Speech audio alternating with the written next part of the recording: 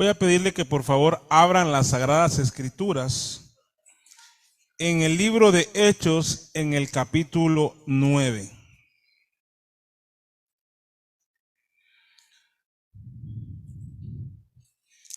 Y vamos, ya terminamos el capítulo 8, hermanos. Tenemos que avanzar. Entonces, habrá mucho más que decir, pero para efectos de esta serie ya hemos concluido el capítulo 8. Vamos al capítulo 9 del libro de Hechos, donde se nos narra la conversión de Saulo. Y vamos a ver una parte de este texto. Vamos a leer desde el versículo 1 hasta el versículo 9. El mensaje de hoy se titula El milagro de la conversión de Saulo.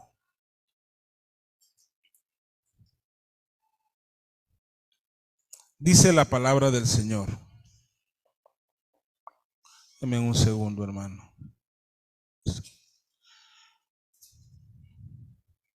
Saulo, respirando aún amenazas y muerte contra los discípulos del Señor, vino al sumo sacerdote y pidió cartas para las sinagogas de Damasco, a fin de que si hallase algunos hombres o mujeres de este camino, los trajese presos a Jerusalén. Mas yendo por el camino, aconteció que al llegar cerca de Damasco, repentinamente le rodeó un resplandor de luz del cielo. Y cayendo en tierra, oyó una voz que le decía: Saulo, Saulo, ¿por qué me persigues? Él dijo: ¿quién eres, Señor? Y le dijo: yo soy Jesús, a quien tú persigues. Dura cosa te es dar coces contra el aguijón. Él, temblando y temeroso, dijo: Señor, ¿qué quieres que yo haga? Y el Señor le dijo: levántate y entra a la ciudad, y se te dirá lo que debes hacer. Y los hombres que iban con Saulo se pararon atónitos, oyendo a la verdad la voz, mas sin ver a nadie. Entonces Saulo se levantó de tierra, y abriendo los ojos no veía a nadie. Así que, llevándole por la mano, le metieron a Damasco, donde estuvo 3 días sin ver, y no comió ni bebió. Gracias, Dios, por tu santa palabra, que aún nos hace temblar y tener temor, Señor. Gracias por tu palabra escrita, en la cual podemos, Padre, invertir tiempo en estudiar, en escudriñar, y ahora, Padre, en exponerla. Para esa tarea, Señor, estoy aquí, para exponer tu palabra. Pero más que eso, para que Cristo sea exaltado en la exposición de tu palabra. Para que tu gloria sea evidente en medio de nosotros. Y para que el poder de tu Espíritu Santo, Señor, obre en esta humilde congregación. Así como obraba poderosamente en lo que estamos estudiando en estas narrativas de Hechos. Muéstranos tu gloria en la manifestación del Espíritu Santo, convenciendo de pecado, de justicia y de juicio. A mí, Señor, como pregonero de justicia, heraldo tuyo, Señor, mensajero tuyo, te pido que me des humildad. No me canso de pedírtela, Señor, porque sé que la necesito cada día. Y más cuando he de exponer tu palabra. Concédeme exponer tu palabra en humildad. Domíname, Señor, para que tu palabra llegue a los corazones de los oyentes. En el nombre de Jesús. Amén. El milagro de la conversión de Saulo. Hay un gran gozo en los cielos por cada pecador que se arrepiente. por todos y cada uno, sin excepción alguna. Hay gozo en los cielos. Eso pasa en los cielos. No obstante, para la historia de nuestra fe cristiana y para la historia de la iglesia aquí en la tierra, tenemos que aceptarlo. Aquí no todas las conversiones son igual de relevantes o de importantes en aspectos históricos, me estoy refiriendo. Y luego de los apóstoles ha habido varias conversiones muy relevantes para nuestra fe cristiana. Hoy deseo contarles acerca de una de las conversiones más importantes, más relevantes para nuestra fe. Me refiero a la de Agustín de Hipona. Este hombre vivió en el norte de África, en aquel tiempo en la ciudad de Hipona. Para ubicarlos en el mapa, es en la parte norte de África, contigua a Marruecos, lo que ahora es Argelia. Ahí en las costas, creo que está muy cerca, o bueno, tal vez no muy cerca, pero en el mapa se puede ver lo que tierra firme del lado europeo. Está la isla de Cerdeña, la ciudad de Cagliari, está cerca de lo que antes era Hipona. Ahí él vivía. Este hombre, desde su juventud, fue atrapado por la lujuria, la inmoralidad, los vicios y los malditos placeres de este mundo que tanto corroen a los individuos, a las familias y a las sociedades. Recordando su vida él, porque él vino a Cristo, pero recordando él su vida sin Cristo, él dijo: hervía en mis fornicaciones. Era un joven viciado en la lujuria, en la fornicación, y andaba de mujer en mujer con sus pecaminosos hábitos, en antros y en lugares indecorosos. Él estaba encadenado en ese mal. Además de eso, también en su juventud, llegó a tener unas creencias muy raras. Y podíamos decir entonces que antes de venir a Cristo, Agustín de Hipona, además de ser un inmoral, un lujurioso y un promiscuo, también fue un hereje. Parece que fue a sus 31 años, estando en una casa con unos amigos, estaban hospedados, lo abrumó el pecado, lo incomodó su culpa, su vida atada a estas cosas, su vicio de lujuria. Entonces Agustín estaba impaciente. Y él narra lo siguiente de su puño y letra. Había un pequeño jardín adosado a la casa donde nos alojábamos. Debido a la carga que cargaba en mi pecho, busqué un refugio en ese jardín, donde nadie podía interrumpir esa feroz lucha en la cual yo era mi propio oponente. Él estaba aturdido, su mente, su corazón, su ser completo. Aprovecho para decir, luego de seguir con la historia, que así como Agustín estaba preso en su lujuria, así también lo están muchos el día de hoy. Creo que es uno de los pecados que más atados tienen a este mundo. Hoy las personas también batallan con sus pecados. Algunos, como era el caso de Agustín, tienen estos vicios con la lujuria, otros con la mentira, otros están atrapados en la religiosidad. Muchos están encadenados a ese amor desmedido, a cosas que a Dios realmente no le interesan mucho. Es decir, ese fanatismo de las cosas de este mundo. Me refiero al fanatismo religioso, al fanatismo deportivo, Me refiero al fanatismo político, al fanatismo por las riquezas, por el éxito, incluso por el trabajo. Y parece mentira, pero algunos incluso tienen fanatismo por la holgazanería.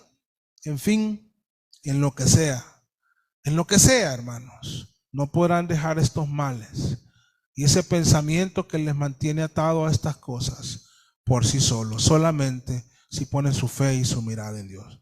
Pero sigamos con Agustín. Él estaba sumido en la inmoralidad y la lujuria, y él buscó este jardín. Él narra algunas cosas de lo que sucedió ahí en ese jardín, y nos cuenta varios detalles. No los voy a contar todos, pero sí he seleccionado algunos fragmentos de lo que él mismo escribió y dejó registrado. Dice que en ese momento, en ese jardín, dice él de sí mismo, estaba fuera de mí mismo con locura. Me estaba muriendo. Estaba frenético, dominado por una violenta ira conmigo mismo por no aceptar tu voluntad, le dice a Dios, y entrar en tu pacto. Me arrancaba el cabello y me golpeaba la frente con los puños. Estaba temblando. En un momento, dice él, me lancé al suelo, debajo de una higuera, y di rienda suelta a las lágrimas que ahora corrían en mis ojos. En mi aflicción seguía clamando: ¿por cuánto tiempo voy a seguir diciendo que mañana cambio, y que mañana, y que mañana, y que mañana, y que mañana? Decía él. ¿Por qué no ahora? ¿Por qué no acabar con mis pecados en este mismo instante? Agustín dice que en ese momento que hacía esas preguntas, en su tormento, en su aflicción, escuchó la voz de un niño. Él no sabe distinguir si era niño o niña, en una de las casas cercanas. El niño estaba entre jugueteando y cantando, algo que parecía un juego de niños, y decía, entre cantando como un juego: toma y lee, toma y lee, toma y lee. Y lo repetía y lo repetía. Él intentó ubicar algún juego para niños que dijera estas palabras y no lo encontró. Entonces, dice él, dejé de llorar y me levanté, diciéndome a mí mismo que esto solo podía ser una orden de Dios para que abriera las escrituras, porque el niño seguía diciendo: toma y lee. Y dice él, y que yo leyera el primer pasaje en el que fijara mis ojos. Entonces volvió deprisa del jardín a la casa y tomó una porción de las sagradas escrituras y la abrió y leyó el lugar donde había abierto la Biblia, específicamente Romanos 13, 13 y 14. Él leyó lo siguiente: andemos como de día, honestamente, no en glotonerías y borracheras, no en fornicaciones y lujurias, no en contiendas y envidias, sino vestidos del Señor Jesucristo, y no hagáis caso a la carne en sus deseos. Agustín dice: no quise leer más y tampoco necesitaba hacerlo. Por un instante, dice él, al llegar al final de aquellas palabras, fue como si la luz de la seguridad inundara mi corazón y se dispersaran todas las tinieblas de la duda. Él ese día entregó su corazón a Cristo y se convirtió a la fe cristiana. En cuanto pudo, fue a su madre a contarle que ahora le pertenecía a Cristo. No sé si fue el mismo día o días después, pero buscó a su madre. Su madre era una devota creyente. Su nombre era Mónica. Agustín dijo acerca de su madre: mi madre había llorado por mi muerte espiritual más de lo que una madre puede llorar por la muerte física de un hijo. Agustín se convirtió en un abanderado de la fe cristiana y de la gracia de Dios. Predicó por muchos años y escribió muchos libros que luego de, creo que más de 1600 años, siguen siendo de gran influencia para muchos y especialmente para muchos cristianos. Esto es un pequeño resumen de la conversión de Agustín. No voy a entrar en detalles, pero también podríamos recordar la conversión de John Newton, aquel famoso escritor de himnos que nos dejó el himno Sublime Gracia. No voy a contar su historia, solamente quiero leer lo que él escribió y solicitó que quedara estampado en su sepulcro, en su tumba, en su lápida.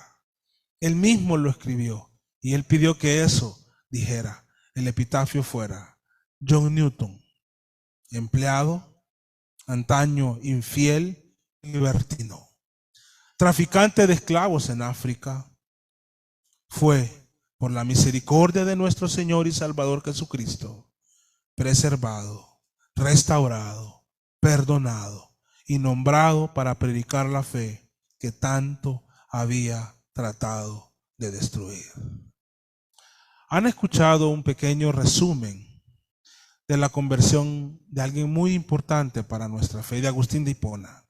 Además han escuchado un detalle que está en la tumba de otro hombre muy importante en nuestra liturgia y en nuestros himnos, de John Newton.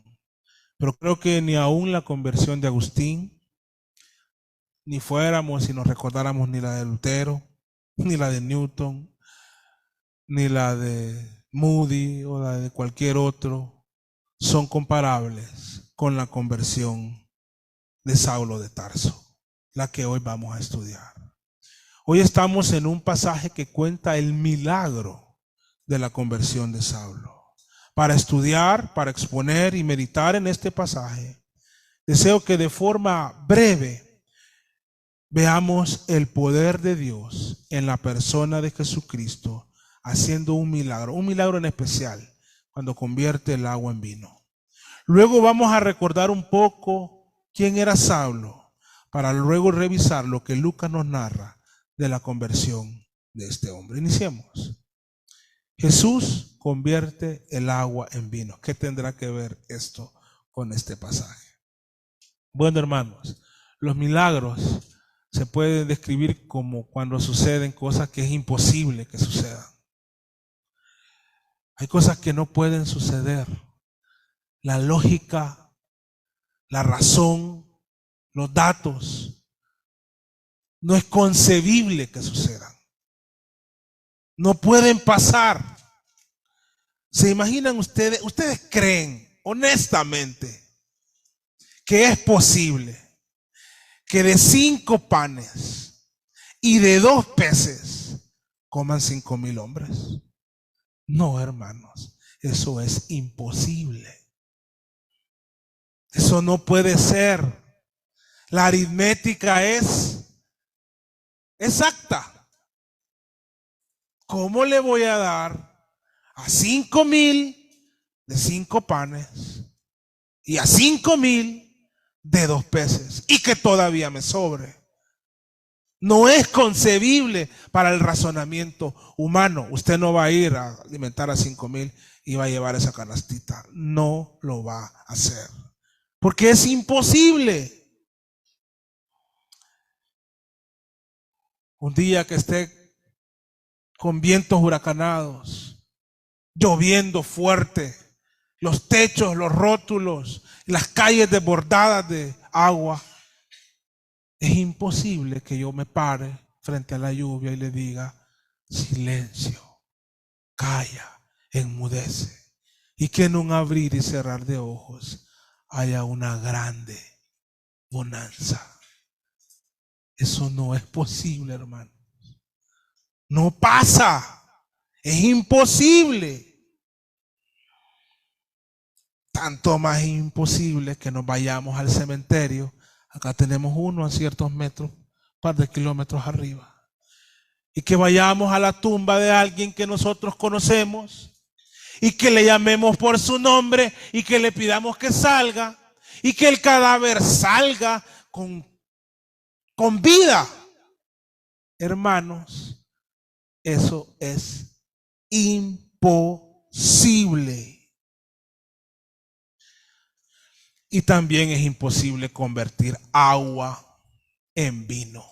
¿Saben de dónde viene el vino? De los viñedos. No de pilas de agua. Es de un proceso que se hace con el fruto de la vid. En una ocasión Jesús está en Caná de Galilea y él está en unas bodas.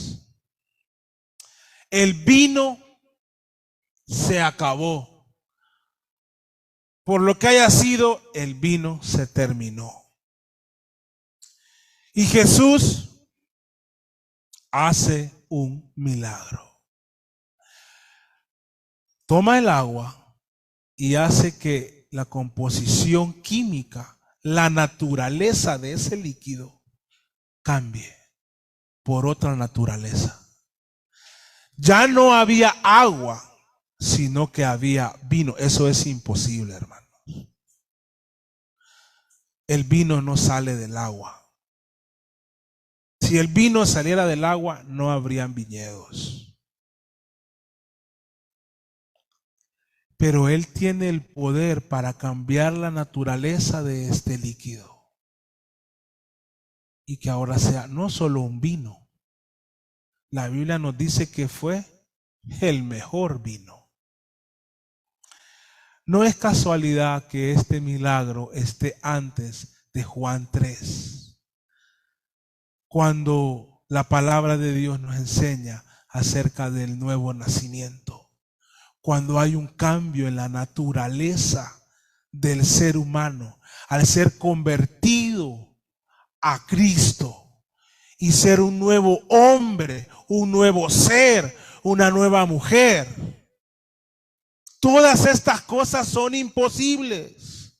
Pero como dice Lucas en su evangelio, lo que es imposible para los hombres es posible para Dios. De tal modo que Dios puede convertir a los más pecadores para que ahora sean llamados, reconocidos y sean cristianos, hijos de Dios. Para mí, ese es un milagro. Que la mente perversa nuestra se convierta a Cristo. Que nuestro cuerpo hambriento de pecados desee la devoción y la adoración a Dios. Ahora vayamos a recordar quién era Saulo de Tarso. Saulo de Tarso era un enemigo nuestro, un enemigo de los cristianos.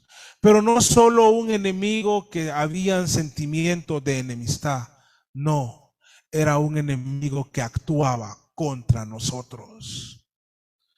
Era un enemigo que actuaba contra todo aquel que se llamaba cristiano y que decía creer en Cristo.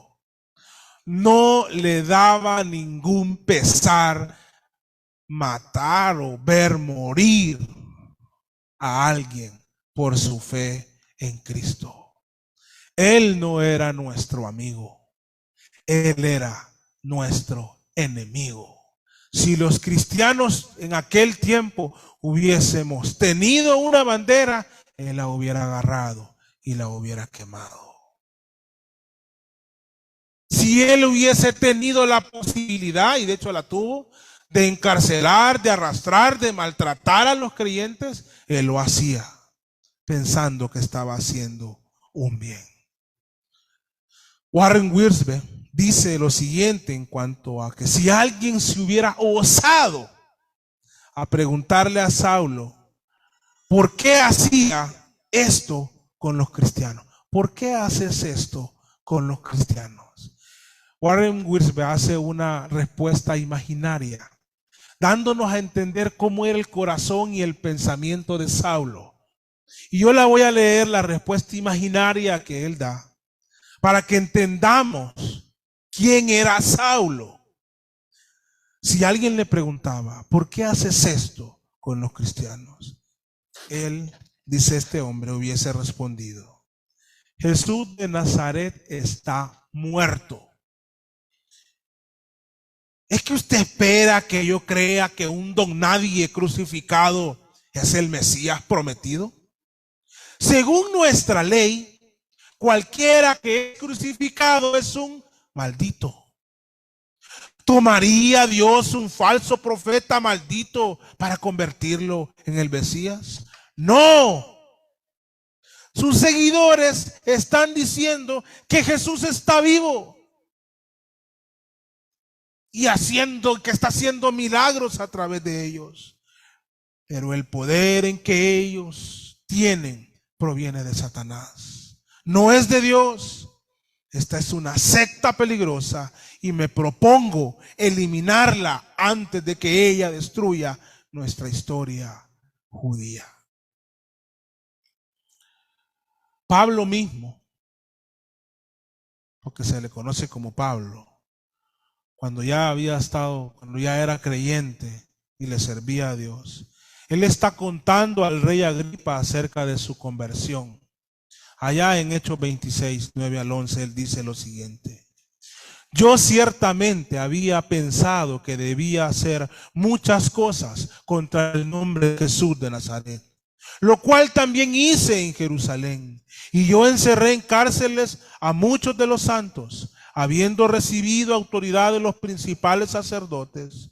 Y cuando los mataron, yo di mi voto. Y muchas veces castigándolos por todas las sinagogas, los forcé a blasfemar. Y enfurecido sobremanera sobre ellos, los perseguí hasta las ciudades extranjeras.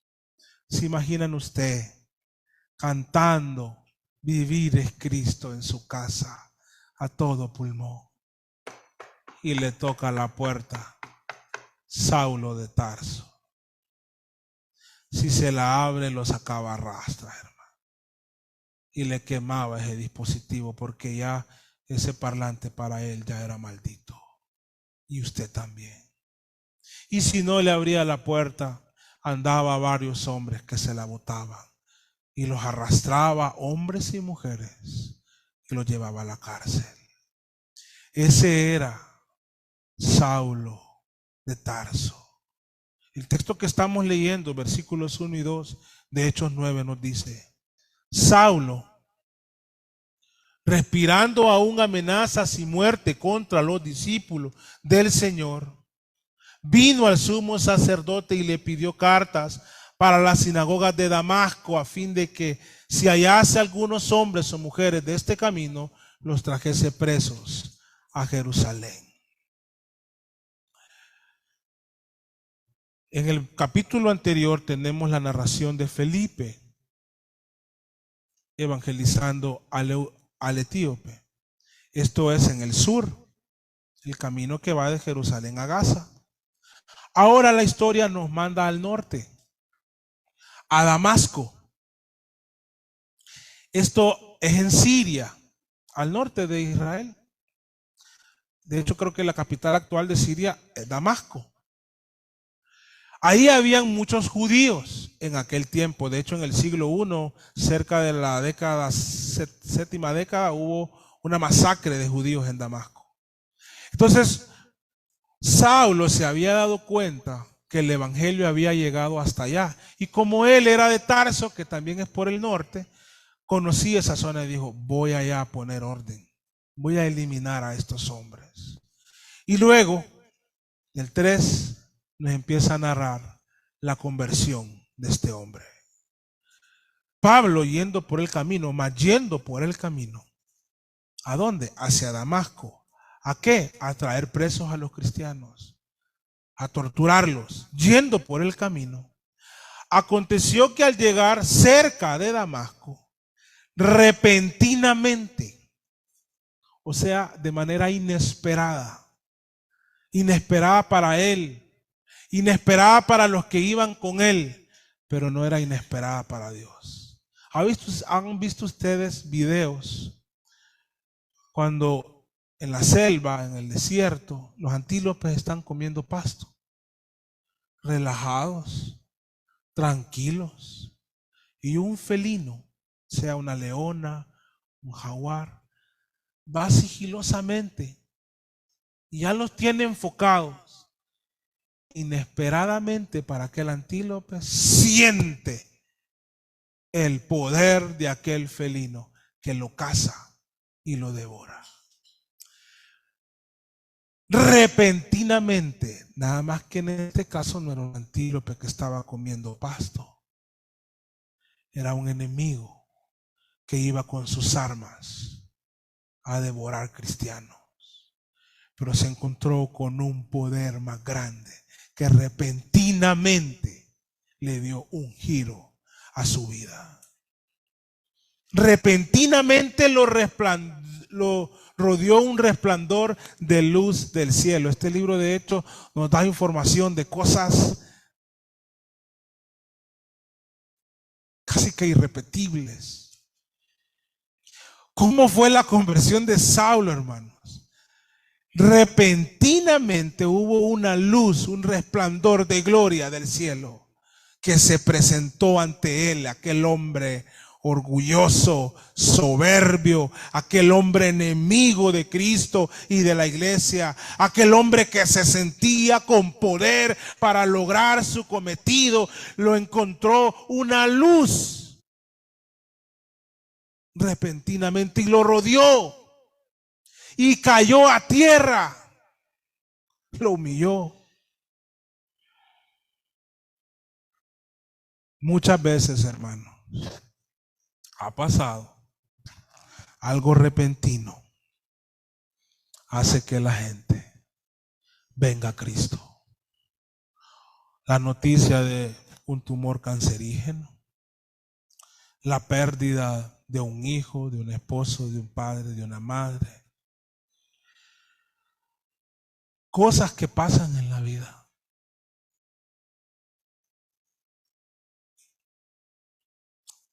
Muchas veces esas cosas, esas experiencias, o a veces la gente tiene que llegar hasta esas cosas lastimosamente para abrir sus ojos. Saulo estuvo escuchando el discurso de Esteban. Sí, nadie lo fue a evangelizar uno a uno, lo mataba, hermano. Pero como él quería escuchar, él estaba ahí a los pies de los que mataron a Esteban. Y no se doblegó ante el evangelio, a pesar de que ha sido una de las exposiciones más poderosas y mejor explicadas del evangelio de Cristo, de la obra de Cristo. Llegó aquí, camino a Damasco, cuando él iba cumpliendo todos los objetivos de su vida. El reconocimiento dentro de la secta de los fariseos, el crecimiento en ser reconocido en la sociedad, en poder político. Iba con cartas de los sacerdotes, del sumo sacerdote, a Damasco, otra región, siempre del Imperio Romano, pero iba con autoridad. Bueno, Dios se le apareció, hermano, porque Dios cambia nuestros planes. Nosotros decimos que es por aquí, pero si esa no es la voluntad de Dios, Él va a decir en un momento, no es por ahí, es por aquí. Ya sea que mande una ballena o un resplandor del cielo o lo que sea que haga, Él lo va a hacer. Y cayó a tierra. Es importante, hermanos, que caigamos a tierra, figurativamente hablando. Y cuando estaba él tirado en la tierra, oyó una voz que decía, Saulo, Saulo, ¿por qué me persigues? Hay un himno que a mí me gusta mucho, desde mi juventud. Se llama Señor, tú me llamas por mi nombre. Desde lejos por mi nombre. Cada día tú me llamas. No existía ese himno, pero creo que el pensamiento de las cosas que dice este himno pasaron por el corazón y por la mente de Saulo. Mi vida te ofrezco para que la uses. Hazme hoy un siervo útil que anuncie el mensaje de la fe. Pablo escuchó su nombre. Saulo escuchó su nombre. Pero antes de que este Saulo escuchara su nombre, ese nombre, hermanos, de Saulo de Tarso, conocido como el apóstol Pablo, antes de que él lo escuchara de la voz del mismo Jesús, ya lo vamos a ver, ese nombre ya estaba escrito en el libro de la vida. El libro de la vida es un libro sagrado. Y a diferencia de ustedes y de mí, Dios no comete errores. El lápiz del Señor no tiene borrador, porque no lo ocupa. Si el nombre nuestro está en ese libro, no es un error. Él no lo va a borrar. Un día nos va a llamar para venir a ser de él. Y eso pasó aquí. Saulo, Saulo, ¿por qué me persigues?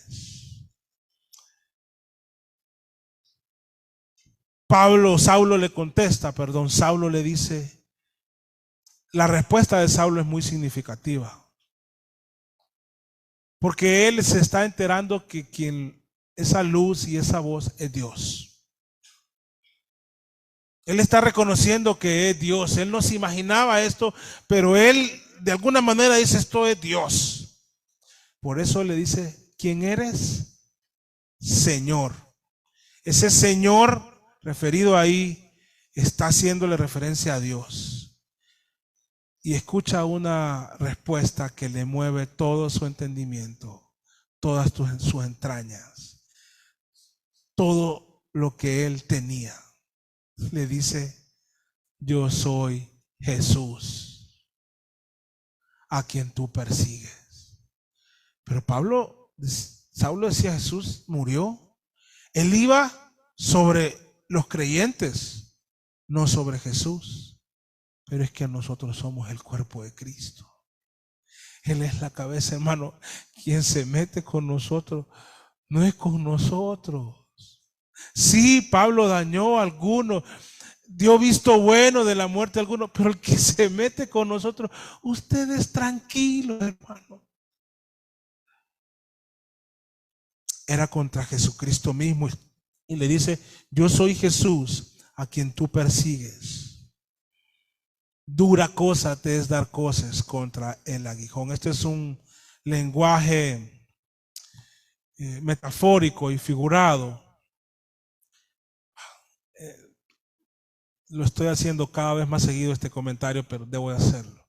Si no está en su Biblia, cambie de Biblia. Si esa partecita que dice, dura cosa te es dar cosas contra el aguijón, no está en la versión de la Biblia que usted usa, por favor cámbielo.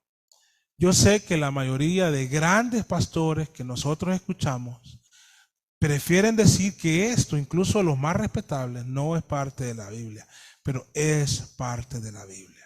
De hecho, más adelante, Pablo lo recuerda.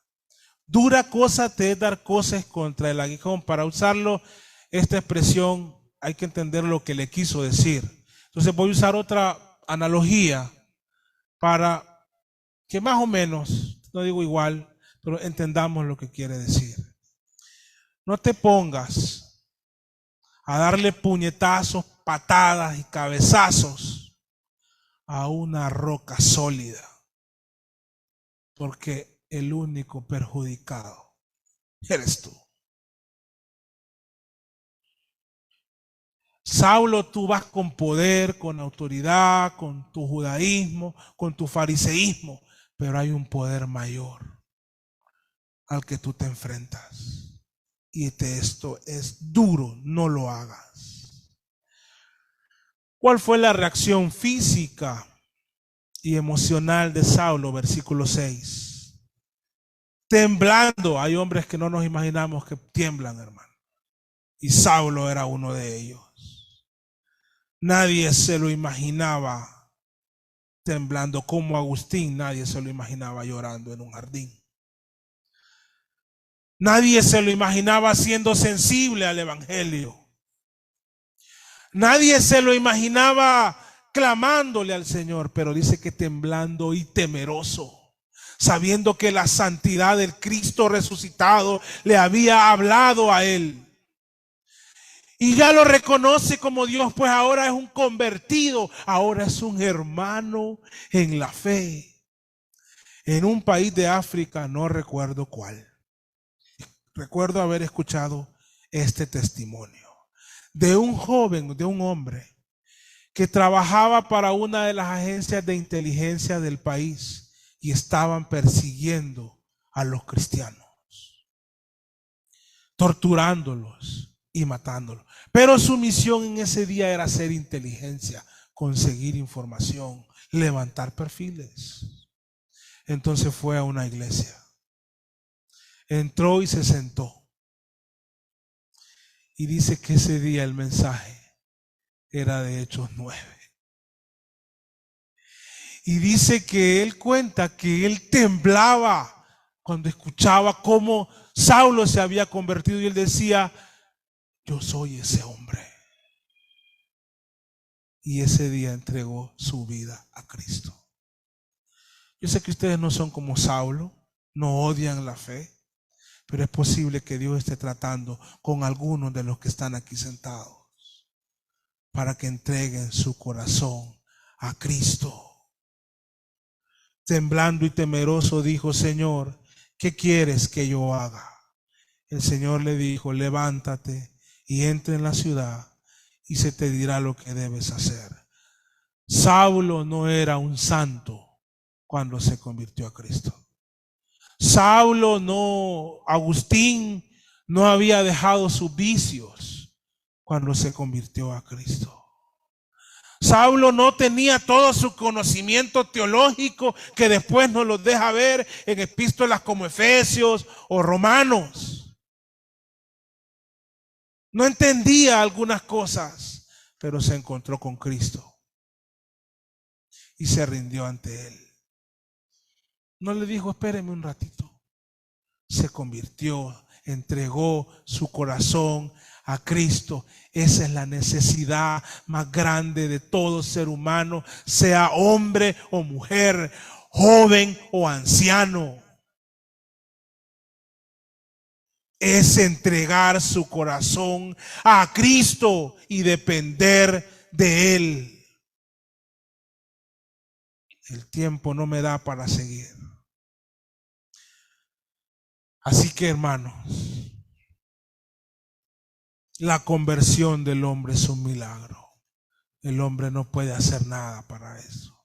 Es la obra de Dios, transformando una naturaleza pecaminosa en una naturaleza santa, así como convirtió el agua en vino.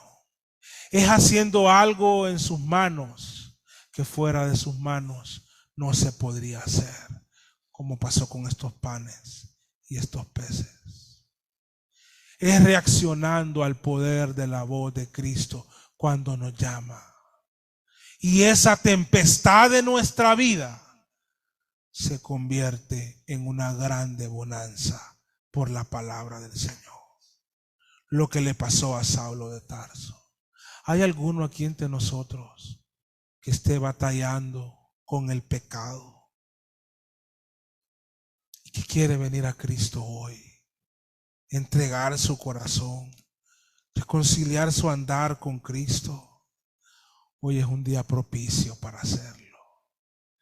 Y más si este mensaje ha sido inesperado o repentino para usted. Venga a Cristo. Déjese de necedades. venga a Cristo en humildad. Si usted quiere entregar su corazón a Cristo, hágalo y proceda pronto a ir a las aguas bautismales. Haga público ahí que usted ahora le pertenece a Cristo. Bendito Dios y Padre, qué hermoso es saber que tú nos has convertido. Nos has llamado de las tinieblas a tu luz admirable. Que nuestras cadenas de pecado, donde estábamos atados en tantas cosas que no vale la pena recordarlas, Señor, pero al fin y al cabo, enemigos tuyos con nuestros pensamientos, nuestras palabras y nuestras acciones. Tú nos perdonaste, en ti hallamos perdón, en ti fuimos transformados, Señor.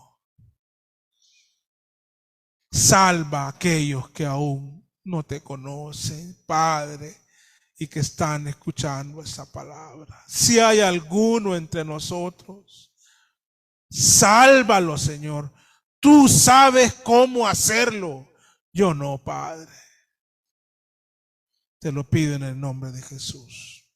Amén y amén. Vamos a continuar, hermanos.